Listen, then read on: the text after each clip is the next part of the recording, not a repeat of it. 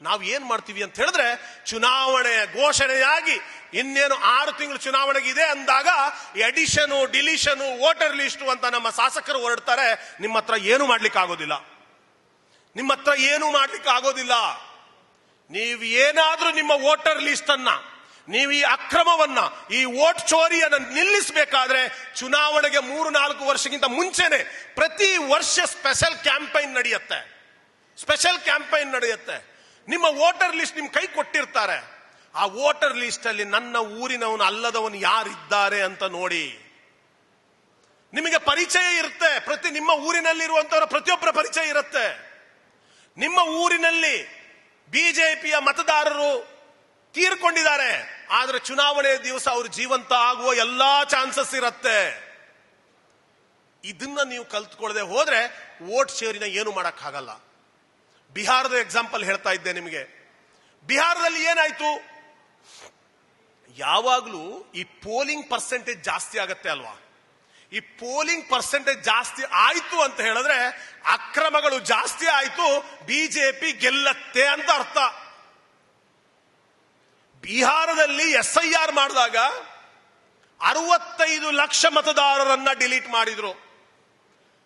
ಆ 65 ಲಕ್ಷ ಮತದಾರರನ್ನ ಹೇಗೆ ಡಿಲೀಟ್ ಮಾಡಿದ್ರು ಅಂತ ಹೇಳಿದ್ರೆ, ಅದು 100ಕ್ಕೆ 100 ಬಿಜೆಪಿಯ ವಿರುದ್ಧವಾಗಿರುವ ಮತದಾರರೇ ಆಗಿದ್ರು. ಅವ್ರನ್ನ ಡಿಲೀಟ್ ಮಾಡಿದ್ರು. ಬಿಜೆಪಿ ಮತ್ತೆ JDU 202 ಸೀಟಲ್ಲಿ ಗೆಲ್ಲತ್ತೆ. ನಿಮಗೆ ಅಂಕಿ ಸಂಖ್ಯೆಗಳನ್ನು ನಾನೊಂದು ನನ್ನ ಫೇಸ್ಬುಕ್ ಅಲ್ಲಿ ಹಾಕಿದ್ದೀನಿ.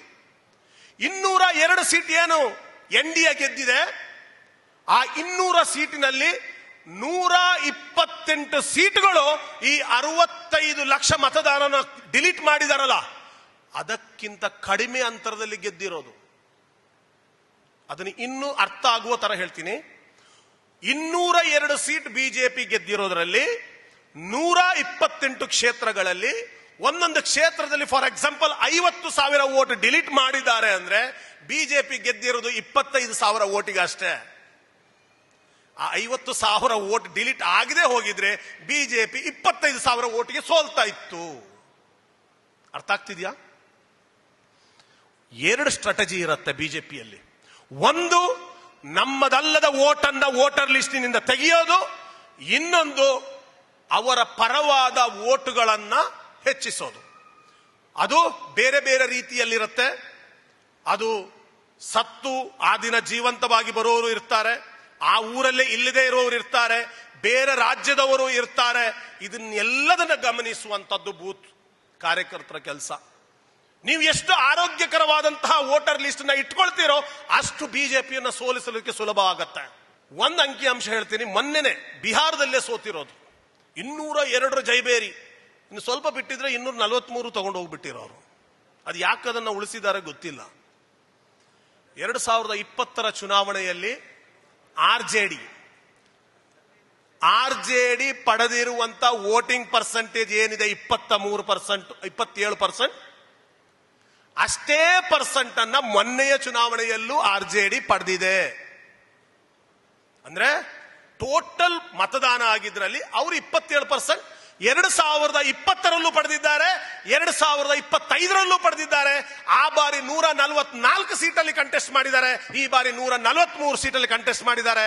ಆದ್ರೆ ವ್ಯತ್ಯಾಸ ಏನು ಅಂದ್ರೆ, ಆವಾಗ 75 ಸೀಟಲ್ಲಿ ಗೆದ್ದಿದ್ರು, ಇವತ್ತು 50 ಸೀಟ್ ಕಳ್ಕೊಂಡು 25 ಸೀಟಲ್ಲಿ ಗೆದ್ರು.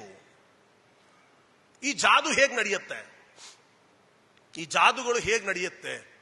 ಅದೇ ವೋಟ್ ಪರ್ಸೆಂಟೇಜ್, ಅಷ್ಟೇ ಕಾನ್ಸ್ಟಿಟ್ಯೂನ್ಸಿ, ಆದ್ರೆ 50 ಸೀಟ್ಗಳನ್ನ ಸೋಲ್ತಾರೆ. ಅದೇ JDU ನೋಡ್ಬೇಕು ನೀವು. ಅವರು ಪಡೆದಿರುವ 2020ಕ್ಕಿಂತ 3.96% ವೋಟ್ ಮಾತ್ರ ಜಾಸ್ತಿ.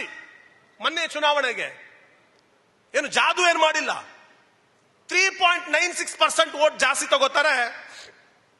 ಆದ್ರೆ 42 ಗೆದ್ದವರು 85 ಸೀಟಲ್ಲಿ ಗೆಲ್ತಾರೆ. ಆಲ್ಮೋಸ್ಟ್ ಡಬಲ್ ಆಗ್ಬಿಡತ್ತೆ.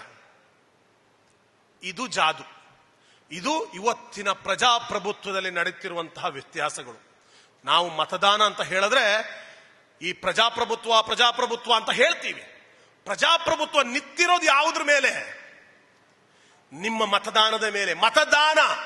ಆ ಮತದಾನದ ಮಹತ್ವವನ್ನು ಕಳೆದುಕೊಂಡ್ರೆ ಪ್ರಜಾಪ್ರಭುತ್ವದ ಅರ್ಥವೇ ಉಳ್ಕೊಳ್ಳೋದಿಲ್ಲ.